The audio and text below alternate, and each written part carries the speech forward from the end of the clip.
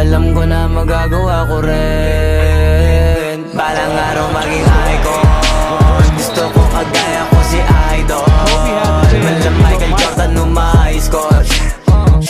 Kilalang magaling pagdating sa ring. Balang araw maging icon. Gusto ko kagaya ko si Idol. Kaya yung tiyaga ko tina-times 4. Rat-rat lagi parang rifle. Huwag na huwag ka kakagat sa fake. Iwas ka sa foul. Huwag kang makampante. Ingat sa galaw. Huwag puro atake. Aralin dumipensa. Minsan din depende yan kung paano ka pumwersa. Minsan kailangan pagbahay ng pasensya. Isa yan sa mga pangunahing diferensya. Pag natambakan ka na doon ka mag-apit. Pero pag nakalaman ka na nakakampante, sana kuha mo yung punto.